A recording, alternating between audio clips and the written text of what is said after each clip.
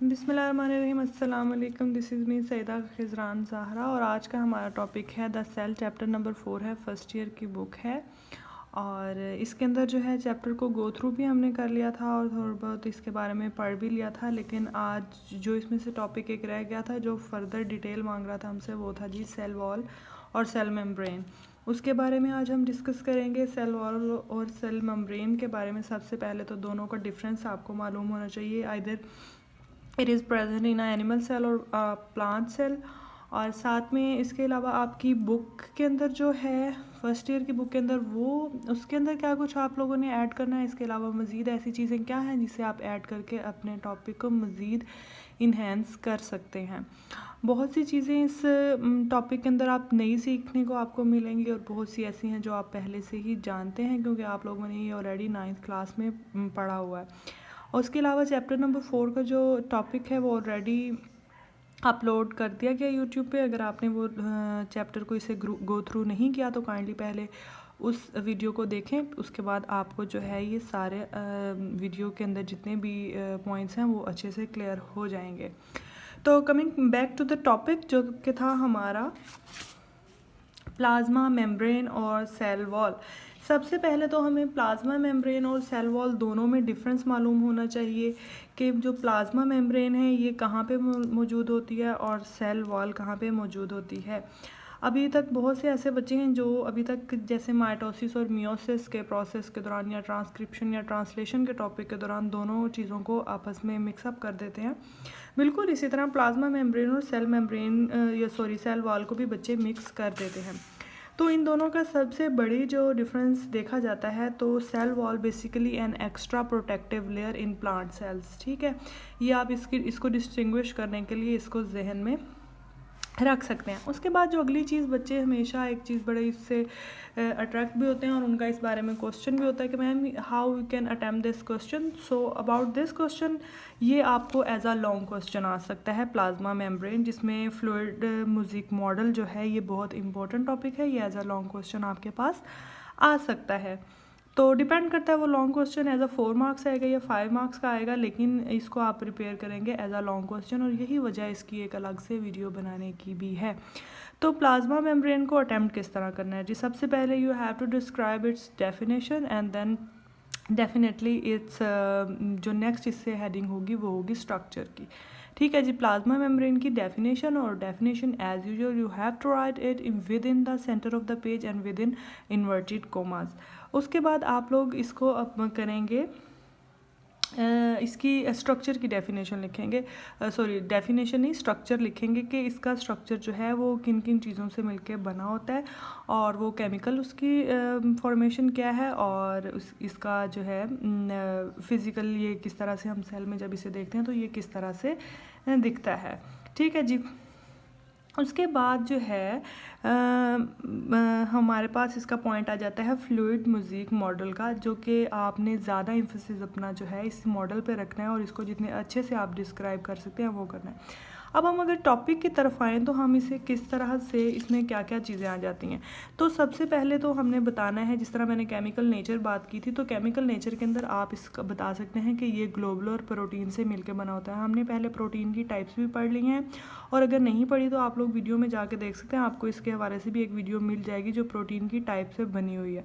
ठीक है जी। तो ये ग्लोबुलर प्रोटीन से मिलके बनी होती है। उसके बाद उसके अलावा ये हाइड्रोफिलिक जोन होता है। हाइड्रोफिलिक और हाइड्रोफोबिक दो तरह के जोन होते हैं इसमें। हाइड्रोफिलिक वो होता है जो वाटर लविंग या वाटर से जिसे कह लें कि कोई उसे इशू नहीं होता, वो बड़ी इजीली जो है वो वाटर परमिएबल नहीं होता। हाइड्रोफोबिक, ये हाइड्रोफोबिक जैसे नाम से ही जाहिर हो रहा है, हाइड्रोफोबिक मतलब पानी से डरने वाला। तो इस तरह से आप इसे इस ईज के लिए याद कर सकते हैं कि वो पोर्शन जहाँ पे पानी की एक्सेस नहीं है वो पोर्शन सारा इसका हाइड्रोफोबिक होता है और वो पोर्शन जहाँ पे पानी इजीली एक्सेस करता है वो हाइड्रोफिलिक होता है। ठीक है जी। ये इसके कुछ करैक्टरिस्टिक्स हैं जो आप इसको लाइन बना के या किसी भी तरह से बड़े इजीली इसको एक पैराग्राफ आप आसानी से इसको एक्सपैंड करके बना सकते हैं। इसकी डायग्राम इंपॉर्टेंट है, ये भी आप ड्रॉ करेंगे। और ये फ्लूइड म्यूजिक मॉडल की है और ये यूनिट मेम्ब्रेन की सिंपल सा एक डायसेक्शन आपको यहाँ पे दिखाया गया है। होप सो इतनी समझ आ गई होगी। आगे चलते हैं जी। पर इसमें अगर फ्लूइड म्यूज़िक मॉडल की बात की जाए तो ये एक बायोलॉजिस्ट थे जिनका नाम फ्लूइड म्यूज़िक था, उन्होंने ये मॉडल पेश किया था। और मॉडल मतलब कि जो प्रोटीन किस तरह से दिखती है, सॉरी सेल मेम्ब्रेन किस तरह से दिखती है जो प्लाज्मा मेम्ब्रेन है, और इसका फंक्शन क्या है, बेसिकली ये उन्होंने डिस्क्राइब किया था। उन्होंने कहा था कि हमारे पास जो है प्रोटीन एम्बेडेड होती है। दूर से अगर देखें तो इस तरह लगता है जैसे आइसबर्ग हो ओशन के अंदर। आइसबर्ग बोलते हैं समंदरी तोदा जो होता है ना, वो जो समंदर के अंदर तोदे होते हैं बर्फ़ के, जो अक्सर जम जाते हैं, और जब पानियों दरमियान में वो तोदा खड़ा हो तो वो दूर से जैसा दिखता है। स्पेशली इन टाइटैनिक अगर बच्चों ने देखी हुई है तो वो अच्छे से इस चीज़ को एलेबोरेट कर सकेंगे।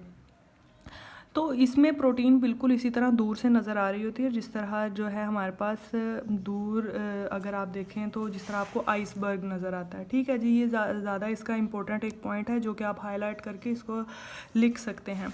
तो ये प्रोटीन जो है हमारे पास इसमें आइसबर्ग की तरह एम्बेडेड होती है, और ये हमारे पास ओशन है, और ओशन के अंदर आइसबर्ग दूर से उभरी हुई नज़र आ रही होती है। यहाँ पर हमारे पास जो है ग्लाइकोप्रोटीन पाई जाती है। ये जो हमारे पास ये पोर्शन है, इस प्रोटीन को हम कह देते हैं ग्लाइकोप्रोटीन। ठीक है जी, और ये सारे इसके ऊपर कार्बोहाइड्रेट जो हैं वो अटैच होते हैं इस तरह, जो कि इसे हेल्प आउट कर रहे होते हैं फर्दर।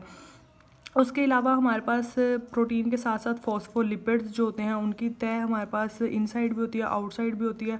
उसके अलावा कोलेस्ट्रोल इसके अंदर पाया जाता है। ये आप सेल मेम्ब्रेन और सेल वॉल की डिस्टिंग्विश जब करें, इनमें डिफ्रेंशिएट करें तो ये चीज़ आप ऐड कर सकते हैं। ठीक है जी, इसमें कोलेस्ट्रोल होता है जब। और उसके अलावा आप इसका स्ट्रक्चर अच्छे से देख लें। अगर आपको मज़ीद इसके अंदर डिटेल चाहिए होगी तो वो आपको हम बताएंगे 3D वीडियो के थ्रू। जैसे जो बच्चे मेरा रेगुलर लेक्चर लेते हैं उन्हें अच्छे से पता होगा कि जब भी हम कोई लेक्चर देते हैं उसको 3D इफ़ेक्ट के थ्रू ज़रूर दिखाया जाता है। और अभी हम चलेंगे 3D इफ़ेक्ट जो है हमारी वीडियो उसकी तरफ, ताकि मज़ीद इसको एलेबोरेट कर सकें और सेल वाल के अंदर और सेल मेम्ब्रेन में डिफ्रेंशिएट कर सकें। चले जी, चलते हैं 3D हमारी इफ़ेक्ट वाली वीडियो। हाँ जी, तो 3D इफ़ेक्ट्स के थ्रू अगर हम अपनी वीडियो को देखें तो सेल मेम्ब्रेन हमें कुछ इस तरह से नज़र आती है। ये इसका ऊपर वाले लेवल से हम आपको रिव्यू दिखा रहे हैं। अगर हम इसका अपर व्यू लें तो कुछ इस तरह से हमें मेम्ब्रेन का ये एक पोर्शन है जो कट हमने करके दिखा रहे हैं। ये हमारे पास जो हमने बताया था कि ग्लाइकोप्रोटीन है और उनके साथ कुछ कार्बोहाइड्रेट्स अटैच होते हैं, और इस तरह से हमारे पास पूरी वीडियो आ जाती है। और ये हमारे पास वो पोर्शन जो इसके अंदर अटैच होते हैं, जैसे हमारे पास था कोलेस्ट्रॉल था, हमारे पास फॉस्फोलिपिड्स था, वो सारे इस तरह से। अगर फर्दर इसमें हम पढ़ें तो हमने इस टॉपिक में क्या क्या पढ़ना है, cell membrane and cell wall के अंदर जो है वो learn about cell membrane and cell wall. इस टॉपिक के अंदर आज हमने ये दो चीज़ें सीखनी है। जैसे हमें सबको ही पता है कि इंसान जो है वो सेल से मिलकर बना होता है। ठीक है, सेल हमारा बेसिक यूनिट है। अब उस सेल का जो सबसे बेसिक समझ लें एक स्ट्रक्चर है, या उसके अंदर जो मेम्ब्रेन उसकी होती है वो है प्लाज्मा मेम्ब्रेन या सेल मेम्ब्रेन। ये दोनों एक ही चीज़ के नेम है। ठीक है, कंफ्यूज नहीं होना है इसके बारे में। सेल मेम्ब्रेन या प्लाज्मा मेम्ब्रेन क्या है, जो इसकी आउटर लेयर होती है एक्सटर्नल इन्वायरमेंट से इसे प्रोटेक्ट करती है, और कुछ इस तरह से नज़र आती है जो कि लिपिड से बनी होती है। जिस तरह एक घर को गेट जो होता है वो घर को प्रोटेक्ट करता है, बिल्कुल इसी तरह ये सिर्फ सिलेक्टिव चीज़ों को अंदर जाने देती है और सिलेक्टिव चीज़ों को ही बाहर मूव करने देती है, जैसा कि आप अपने स्क्रीन पे भी देख सकते हैं। ठीक है जी, इस तरह से इसके अंदर जो है मटेरियल इन होता है और इस तरह से आउट होता है। आप देखें ये सिलेक्टिव चीज़ों को जाने दे रही है और जिन चीज़ों को इसे नहीं जाने देना उन्हें वापस से रिपेल कर देती है। सिलेक्टिव परमिएबल सबसे बड़ा इसका जो फीचर है या फंक्शन है। ठीक है, ये सेल इस तरह से वापस सेल मेम्ब्रेन, और ये आ जाती है हमारे पास प्लांट सेल जो हमारे पास है उसको अगर देखें वैक्यूल से आपको पता लग जाना चाहिए था।